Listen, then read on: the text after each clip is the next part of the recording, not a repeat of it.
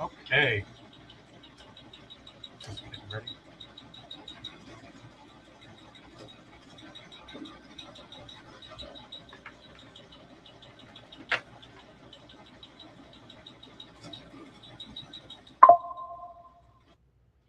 All right. Good afternoon, ladies and gentlemen.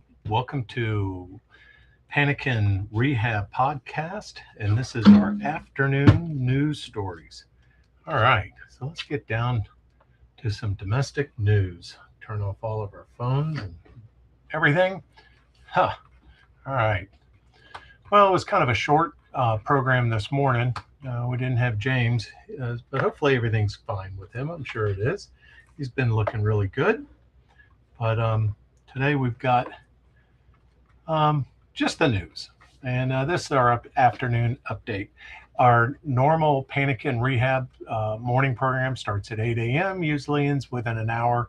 Then in the afternoon, we just do an update on in the afternoon.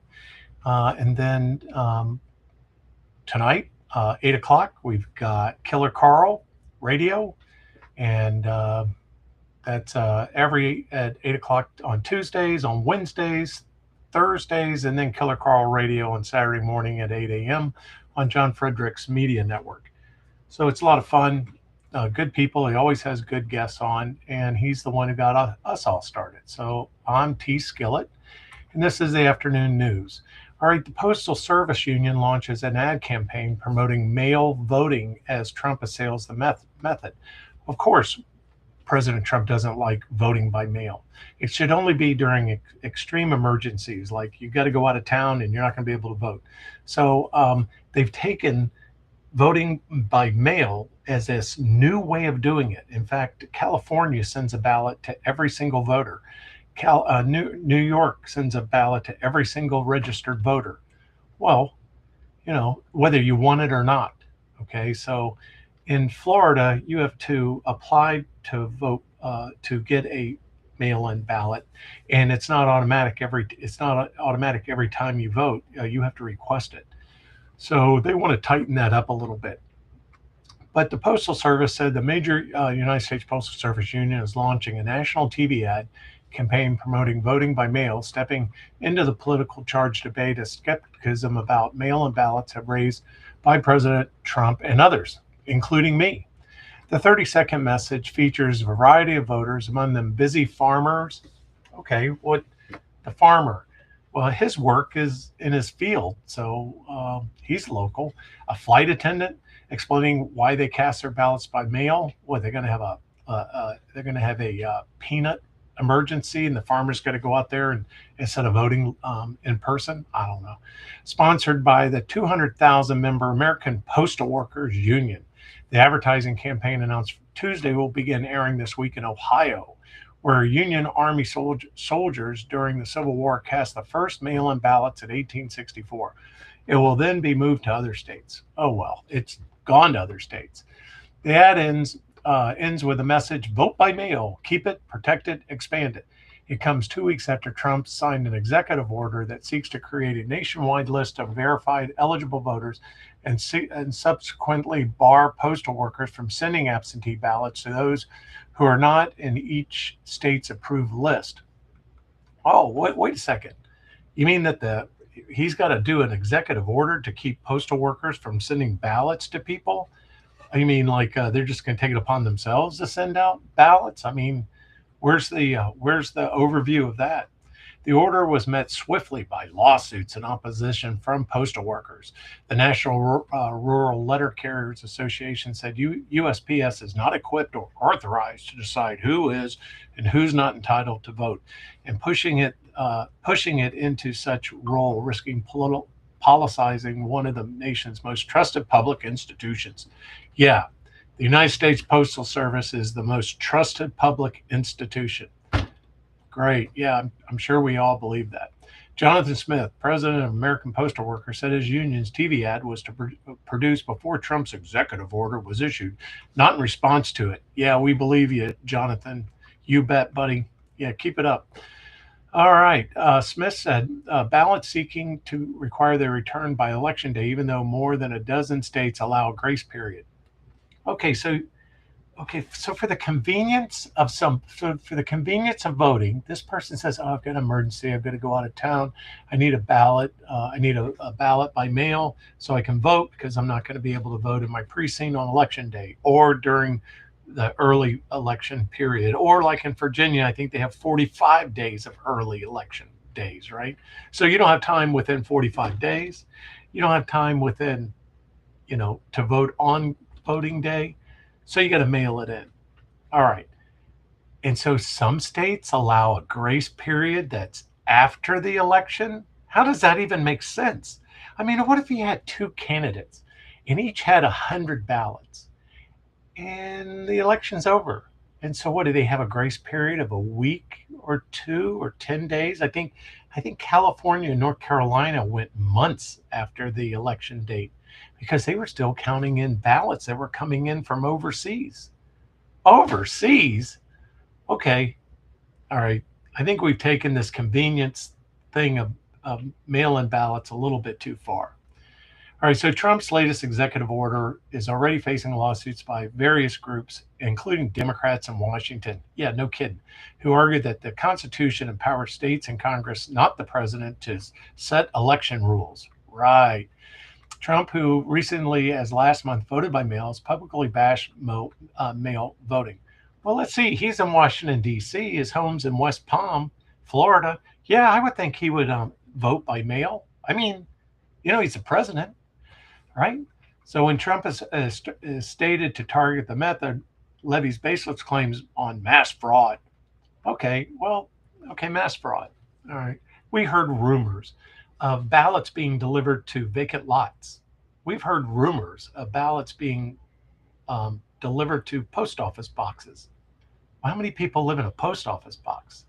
Probably a lot, especially in swing states. So, what about 200 ballots that go to a single household that's a single family household? That would seem a little suspicious. Wouldn't the mail carrier go, gee, that's a lot of ballots I'm delivering to this one house? It's a 2-bedroom, 1-bath, and there's 200 people living here. Oh, well, they forgot to tell you that the guy, he registers homeless people at this residence. And those are all the homeless people who go there, come by his house and pick up the ballots. Yeah, that sounds real legit. That's legit. Yeah. So there's no problem there. Well, what's the financial position of USPS? Because you got to wonder why this guy's really going on the limb to piss off President Trump. Well, in 2025, the annual net losses are in the billions for USPS and a growing accumulated deficits, significant unfunded liabilities. Oh, what do you mean? So they promise money to people, but they're not going to be able to pay it. That's called unfunded liabilities. Okay. Liquidity pressures that recently prompted emergency cash conservation measures. Oh, so you can't spend any cash because we really don't have any, and we can't borrow any more money. Oh, well, let me see. Didn't I just talk about a electric UPS truck that costs like, I don't know, it was something like $4.5 million per truck? I mean, it was something ridiculous. Well, anyway, I'm sure they have everything under control at the USPS, and I'm sure they want to continue mail-in ballots and help out as much as possible to make sure that they get whatever they need out of the government. All right, but here I had some pictures that went along with this. We like we like postal workers. They're friendly. They're nice. Postal workers in my neighborhood have saved people's lives. People that they usually see on their routes. If they don't see them, they knock on the door, see if they're okay. Sometimes they've fallen on the ground, can't get up.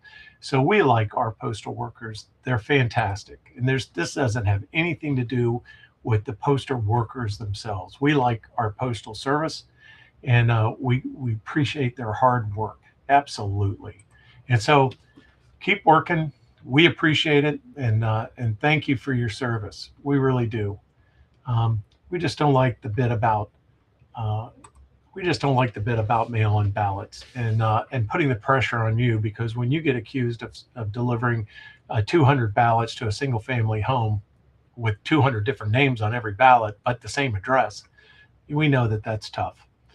All right, utilities. This is my favorite. Okay, utilities aren't just for the for the boring person that's stringing line. No, man, it's an adventure. Let me tell you, utilities to spend $1.4 trillion over 5 years amid data center booms. So U.S. utility companies are planning to invest $1.4 trillion over the next 5 years to update our nation's ailing power grid as the data center boom intensifies need for electricity. Well, they know this. They know that the data centers, AI centers, take a tremendous amount of power. And cities and states and federal government are working with that. In fact, they've developed some portable power systems that run on railroad cars that can roll into a city and power up a grid pretty quickly. So I think they're going to be working on this. I know the president is working on this as fast as he can. According to a new report released today by a nonpartisan nonprofit consumer education organization, Powerlines, which analyzes capital spending plans for 51 investor-owned utilities. A majority of those companies, which serve 250 million U.S. customers, well, we only have 360 million people, so roughly 75%, cite data centers as a top driver of capital expenditures in their earning reports. Developers are rushing to build power-hungry data centers across the country as tech companies look to expand capacity for artificial intelligence computing. The boom has sparked local opposition from communities that fear rising electrical demands and will result in higher utility bills. All right, well, we don't want higher utility bills just so these computer companies can run computations for AI.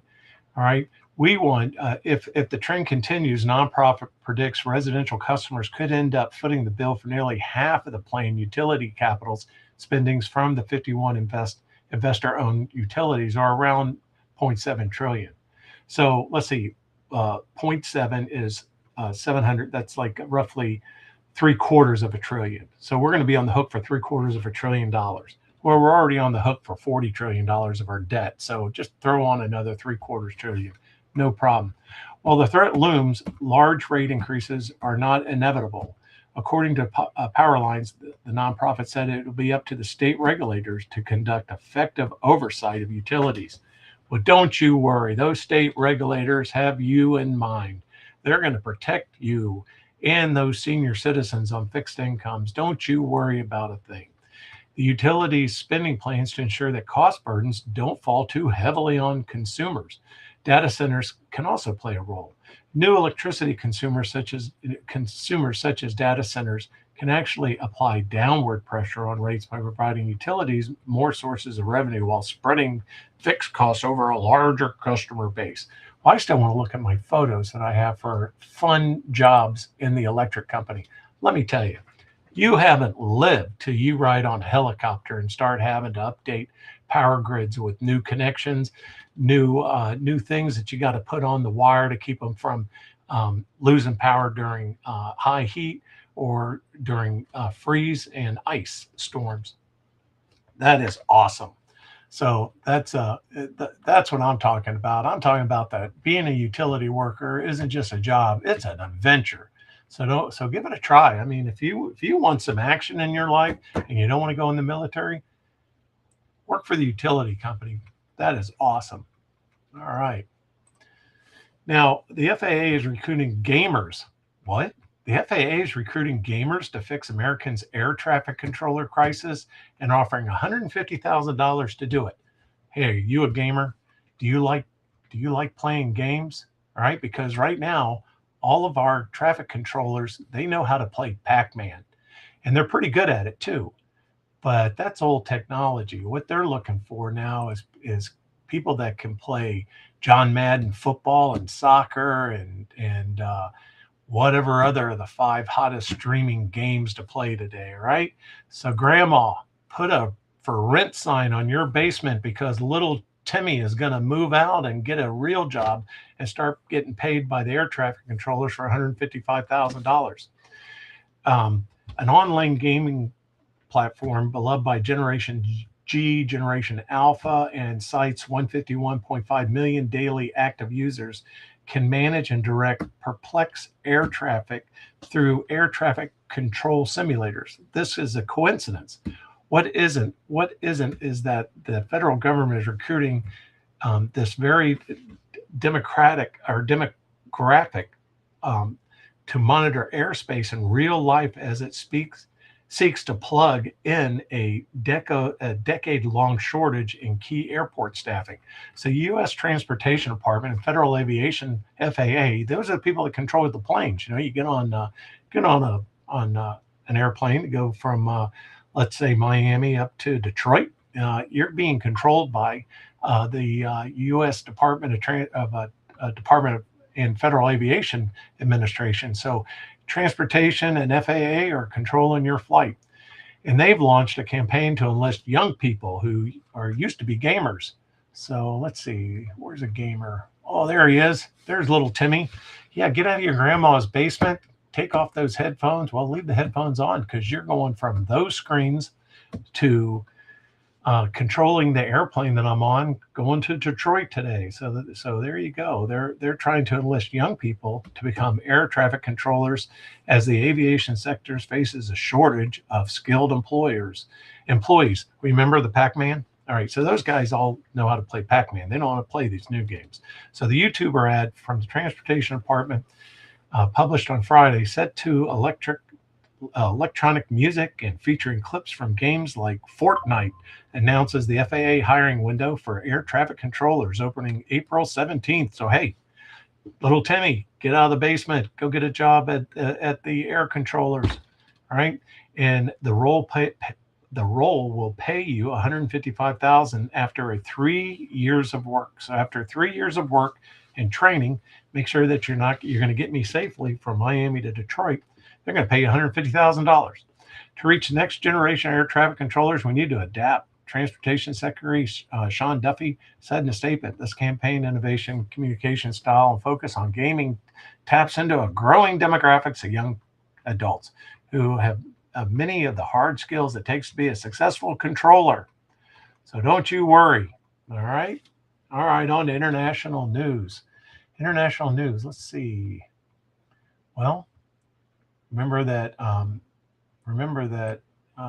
Let's see. Oh, that was a postal. Well, remember when the prime minister wouldn't let us use some airspace in Spain to fly over to the Middle East in our time of need? Well, guess what? The wife of the Spanish prime minister charged with corruption. Here she is. She's been charged with corruption in a long-running case that her allies have branded political smear. Begona Gomez, the wife of Spanish leader Pedro Sanchez, is accused of using her position to secure a top job at a prestigious university in Madrid and using public resources to advance her own interests. She was charged on Monday with influence peddling, embezzlement of public funds, misappropriation of funds, private corruption. Her personal assistant and a businessman also faces charges in connection with the case. All three have denied any wrongdoing. Judge Juan Carlos Pinedo and said in his 2-year investigation has turned up enough indications of criminal conduct to prosecute and gave all parties 5 days to request an opening of oral proceedings or to submit their defense briefs ahead of a possible trial. So in Spain, you better prove that you're innocent or they're going to take you to trial. So they give you that chance. At least they give you that chance. So Mr. Sanchez, who has dismissed the case as an attempt to undermine his coalition, told reporters on Tuesday today that he only demands the court do justice. I am convinced that time will put everything and everyone in their place, as I don't have anything to say about it one way or the other. Okay, well, there he goes. He's on an official visit to China with his wife. So they've gone to China. Maybe they'll meet with Fat Roy and his wife, Code Pink. Anyway, Mr. Sanchez party, the left-wing PSOE, described the process as a baseless strategy, character assassination against the prime minister. And, well, let's see. Who else do we know is an influence peddler in the education industry? Oh, yeah, that's right. I forgot. That's right. Jill Biden, right? Yeah. She's a Dr. Biden. Or is she a doctor? Oh, it's kind of a question. Did she finish the doctorate? That's what's been up in the air. I don't know if she finished it or not. There's talk that she hadn't finished it. So Rubio to host Israel-Lebanon talks in D.C. All right, well, where is Lebanon? All right, well, here's Lebanon. Lebanon's north of Israel. All right, so there's Israel. There's Lebanon. There's Syria. All right, so you kind of know where it is now. Well, Hezbollah resides in Lebanon, and they've been throwing rockets at Israel. So during this ceasefire that the U.S. and Iran worked out, well, Israel went to town on Lebanon, started blowing up everything over there. So Marco, is going to host peace talks. And so Rubio's doing a great job. He's shown a lot of poise as a very seasoned senator. He's been a great cabinet member to President Trump. Rubio's doing great. So he's hosting Israel-Lebanon talks in D.C. this week. Israel and Lebanon just set to meet in D.C. on today for high-level diplomatic talks aimed at securing a ceasefire in Lebanon. The Lebanese ambassador to the United States, Nada Hamid Hamon Hawad, will meet with her Israel counterpart, Yashi Latir, for working level talks hosted by Secretary of State Marco Rubio. The meeting comes amid a shaky 2-week ceasefire in the U.S.-Israeli war with Iran, during which Trump administration imposed a naval blockade on the Straits of Hormuz after peace negotiations in Pakistan collapsed over the weekend. All right, well, here's what's to know about the Israeli-Lebanon talks. All right, why Israel and Lebanon are meeting. In addition to joining the U.S. strikes on Iran, Israel carried out bombing campaigns against Hezbollah, a political and paramilitary group in Tehran, most powerful proxy in Lebanon. It fired rockets at Israel as revenge for the killing of Iran's supreme leader, Ayatollah Khamenei, at the beginning of the war. Well, they've taken out quite a few leaders in Iran, and they've maimed the latest Khamenei. So he's about 3/4 to a half a Khamenei now. The Israeli campaign has included heavy bombardment in Beirut as well as ground invasion in the southern Lebanon. So Israel's got it. They got it on. They're getting it on with Lebanon. The campaign includes heavy bombardment into Beirut and as well as ground invasion into southern Lebanon. And if you want to look like Gaza, a ground invasion is going to make you look like Gaza, where residents have been ordered out more than 10% of the country, displacing about 1 million people in Lebanon. Over 2,000 people have been killed so far, including 252 women, 166 children, Cuban and Lebanon Health Ministry. Netanyahu said in a video statement Saturday that he approves the talk between Israel and Lebanon, initiated under 2 conditions. Number 1, disarming the Hezbollah. And number 2, a peace agreement that will last for generations. None of this short-term, 15 days, then we're going to start lobbing rockets at you again. Because I think the Israelis are tired of going into the bomb shelters. They got a crop to bring in. So there you go. Netanyahu visited southern Lebanon, where he said the war continues, including inside security zone in Lebanon. Well, guys, I tell you, that's a lot. But I do have one thing to say, because I'm not afraid to say it. Okay? I'm not afraid to say it. This is the editorial part of the afternoon news. You know, two congressmen are set to resign today, if they haven't already. I've been working outside, so I don't know. I've been listening to the news too much. But 2 guys are going to quit Congress, and it's under sexual harassment charges. Eric Swalwell, all right, a congressman from the 14th District of California. He had some really troubling news this week. And let's see, while he was on Easter break. Now, not only is he going to kick himself out of, let's see if I can find this. I know I have it up here someplace. Yeah, there it is. All right. This allegation is from this victim. This lady is going to press charges of rape against a standing congressman, Eric Swalwell. 4 to 5 people have already come out that was from his staff that have said horrendous sexual harassment against Swalwell, and it might go as high as 50, is what they're saying. Now, all of a sudden, they're saying that even the press knew about this. The press knew what was kind of going on. They just didn't say anything. Now, Eric Swalwell in the polls was leading the Democratic primary for governor of California. So, you know, you got some other prominent Democrats running for the race, but he was definitely ahead. So this is really bad. And then today, his landlord, who's been letting him live in $1 million house in D.C., kicked him out. So Annie's saying that he owes the landlord $1 million because he's been his sugar daddy in D.C., letting him live there, and now he wants $1 million. So there you go. So I mean, he's just going to have all kind of problems. This guy's a congressman. His 14th district in 2024 census has 739,000 people in it. In 2020, the census was 761,000. So 20,000 plus people moved between 2020 and 2024 from California out of his district. Okay, and the median household income is $137,000. The average age in his district is 40 years old. So now he's not alone. All right, he's not alone.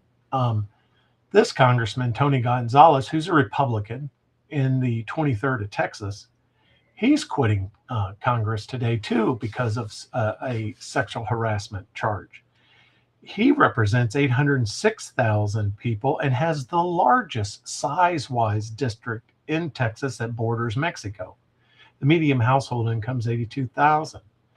So both of these guys, this is the victim in this case. This has been reported that this was a staffer that worked for Tony Gonzalez. She killed herself. Okay, and sexual harassment charges were the blame. So this has been reported. This has been reported by hundreds of news outlets, thousands of news outlets. But both of these guys, it's pretty bad.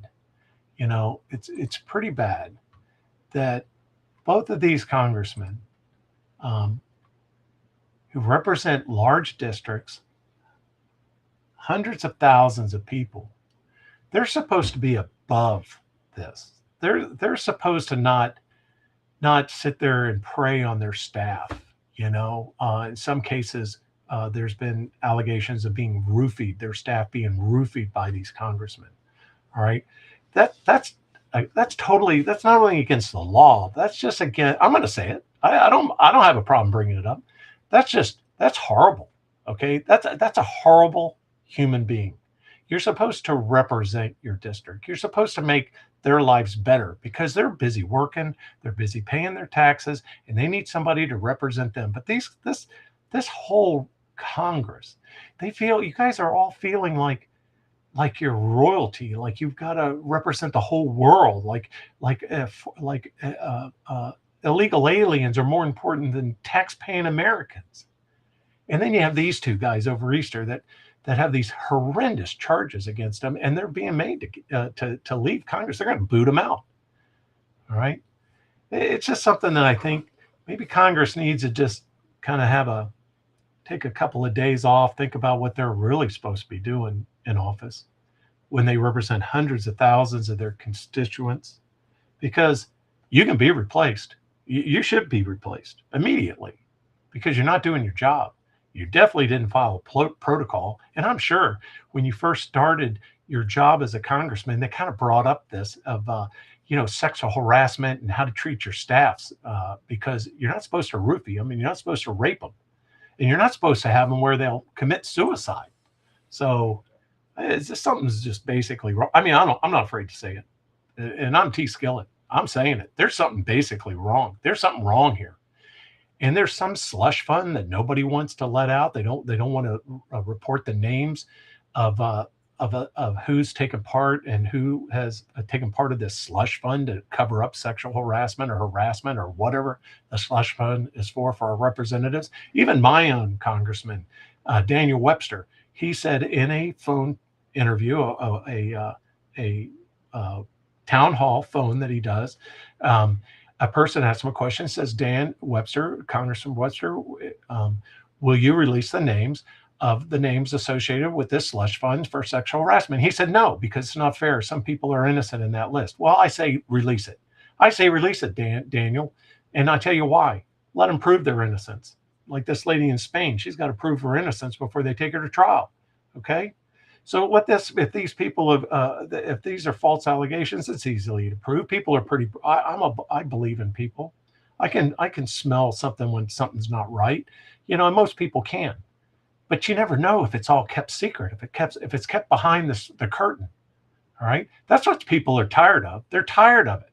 They want uh, uh, wide open sunshine. Let the sunshine shine, and release the names. Release how much money's been paid out. What is it for? Because that's the root of the problem. It's like pulling a weed. If you just pull some of the leaves off a weed, it'll just double in size. You got to dig down in there and get the taproot out. Shake off the dirt and move on. All right. Well, anyway, that was my editorial. That's about it today. I appreciate you. If anybody, if you signed in, you like what you hear, you can always email me at tskilletradio@gmail.com, tskilletradio@gmail.com on tskillet.